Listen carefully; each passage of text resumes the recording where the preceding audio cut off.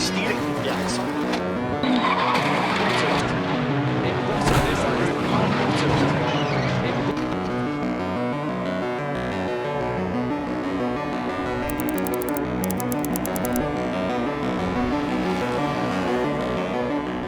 Frontal Head Restraint, or FHR, is a motorsport safety system designed to reduce the likelihood of head and neck injuries in the event of an accident. It works by connecting the driver's head to their shoulders by tethers, preventing excessive forward head movement when an accident occurs. During an impact, the device redirects the stress away from the neck, one of the most fragile parts of a driver's body, and transfers it to the seatbelts. FHR was first made mandatory in Formula One ahead of the 2003 season and was subsequently adopted in other forms of motorsport over the following years. Today, FHR devices are standard in virtually every form of worldwide motorsport, from World Championship level to grassroots, and even in competitions that aren't sanctioned by the FIA. I remember when we first started using an F1, we're like, oh, we can't drive with this, it's so uncomfortable on the collarbone and all this. But as soon as we did the first race, you forgot about it because you realized the positives for the safety. It felt very wrong, it was not nice to wear it. And now if I look back in the time, it's hard to believe that I did proper racing, serious racing without the hands. Most important part of your body is the neck and spine. So yeah, it restrains your head movements quite a lot in an impact. And one of those things that I wish it was invented before. FIA safety systems are designed to work together.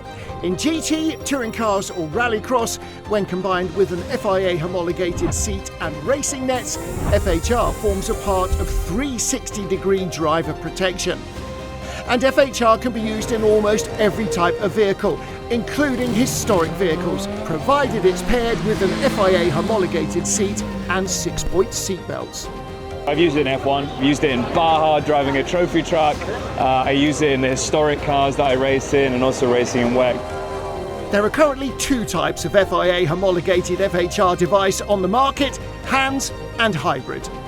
The hands device is made of, as we can see, a rigid frame which is holded on the driver's shoulders, and the helmet is held with these straps which is holding the head in case of impact and protecting the neck.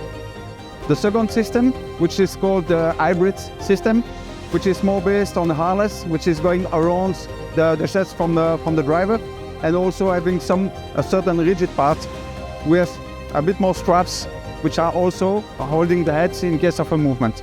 Both systems are doing the same, protecting the neck in case of a frontal impact. Both devices come in different sizes. In addition, hands is available in different configurations to accommodate various seating positions in different types of vehicle. Because it's a rigid frame, you have different angles.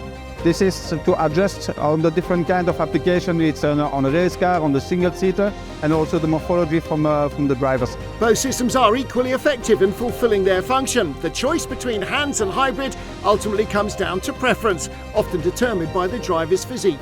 I choose to wear a hybrid, the device to sit here across my neck instead of up here across my collarbone. And to me, therefore, it's more comfortable.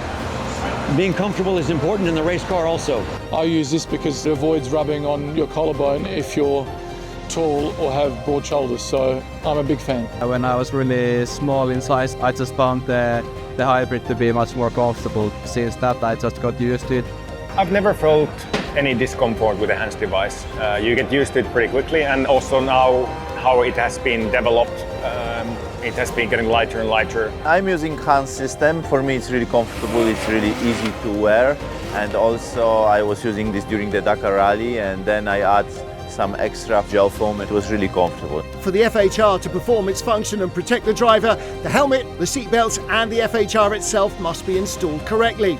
The tethers, if sliding, must slide freely and be properly anchored to the helmet.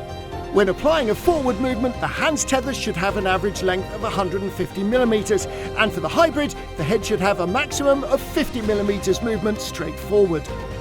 The harness straps must lie flat over the FHR and form an angle between 0 and 20 degrees downwards from the shoulder to the point of anchorage.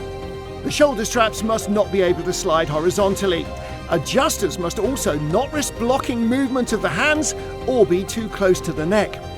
Non-compliant installation voids the compliance and safety of the FHR.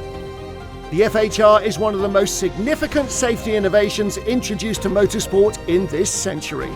It's a small device, it's not complicated, it's simple, but it's extremely important. It's as safe, I think, many human beings. The widespread adoption of FHR across a broad spectrum of disciplines stands as the strongest testament to its importance as a life-saving device.